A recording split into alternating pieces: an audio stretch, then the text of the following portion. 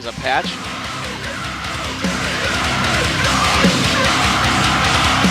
Let me finish that thought. We have to get in the game first. All right, so... All right.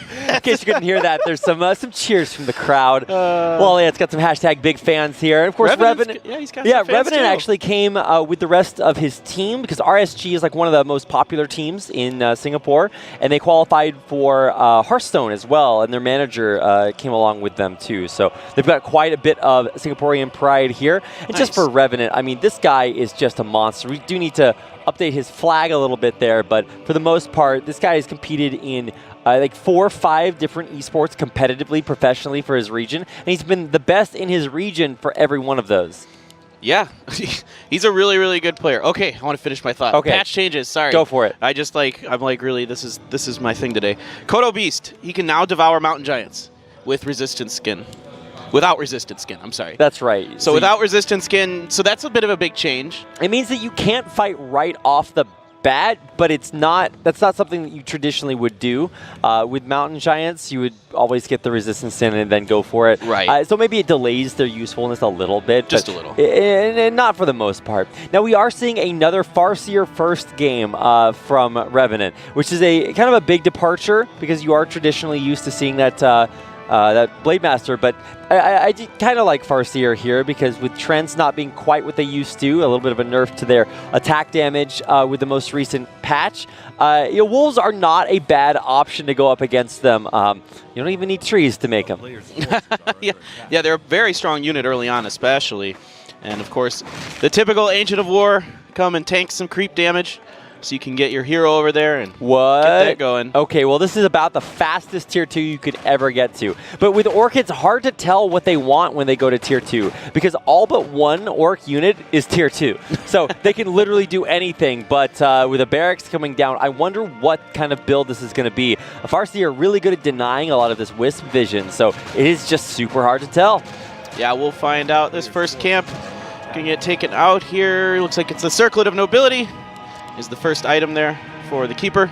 Yeah, just a pretty average item to start out, and honestly, we see this more often than not. You know, Claws of Attack plus 9,000 is like, you know, cool and everything, but it's nice to just have a nice average early game. Now, look at the body block with just an Archer! Oh. A 2-for-1, he can't get deep into that, the worker line to harass if he's just being blocked every step of the way.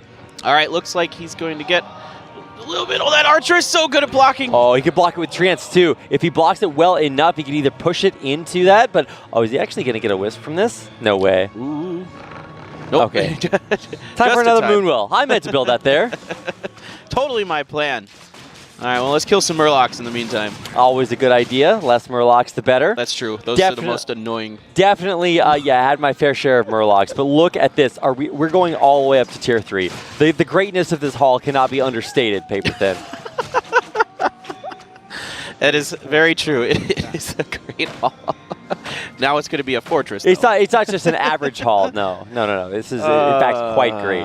And yeah, we're going way up there. Mantle of Intelligence, Int on Centrius. I keep calling him Cenarius. Well, that's because that's what we're all used to as well, the main, also I just play too much Hearthstone in single player. But right. For the most part, yeah, the extra Int just absolutely huge. It's the main stat for the Keeper. And actually, is spending mana just to kill off that wolf. So I feel bad for that wolf. He's just all alone. Yeah, but nobody's gonna give him the pets, man. Jon Snow just walked right by him and let him go. Yeah, he's the goodest boy. He'll come back later with missing one ear.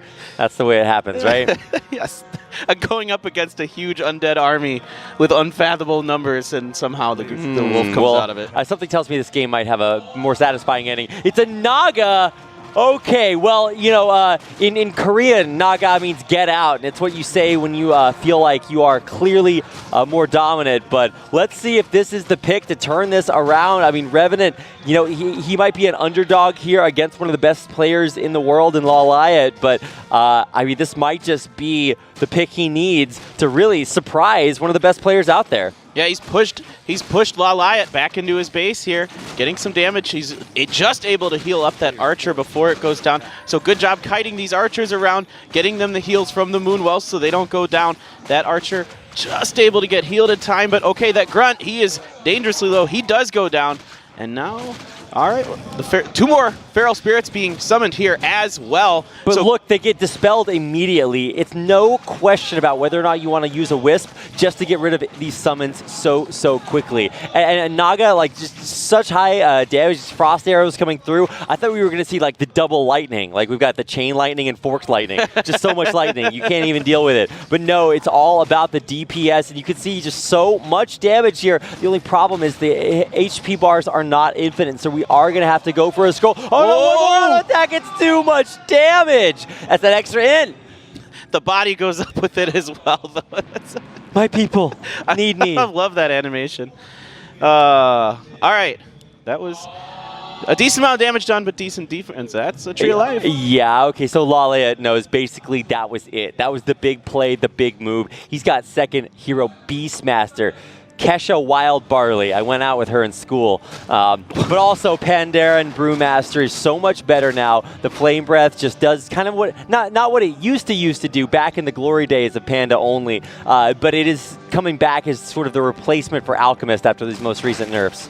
Yeah, definitely. We've seen it pretty much every time here, especially LawLiet's been really keen on using this as a Night Elf player. He was using it against the Undead a lot. Now we've seen it. We're going to see it again here against the Orcs. Let's see how it pairs up this time. And the Naga, I love that. The Frostbolt. Yeah, Frost Arrows. Frost arrows. Yeah. Just the damage, spell. so what you're looking for. Yeah, Frostbolt is not in this game yet. Maybe one day. Someday we'll get that. I didn't see what those two items. What? Okay, so this building doesn't really exist. You're hallucinating on your screen. Ancients of Wind they're not like really a building. Now, the reason I say this is not because they're like completely useless, but because we don't see Druids of the Claw at all. Like Cyclone's a really good ability. Like, don't get me wrong. But it's just so weird to see that teched in here. Honestly, yeah, cycloning very, very valuable, high value targets is valuable. Well, valuable. Okay, you get the idea. It's very valuable. It's worth a lot. Yeah. All right, he has to back off these Treants here. He's trying to set up some structures along the way in that grunt. Oop, he has to cancel that one. Grunt is very, very low. Kites it back just in time. Now they're taking down the building in. Gonna have to cancel it once again.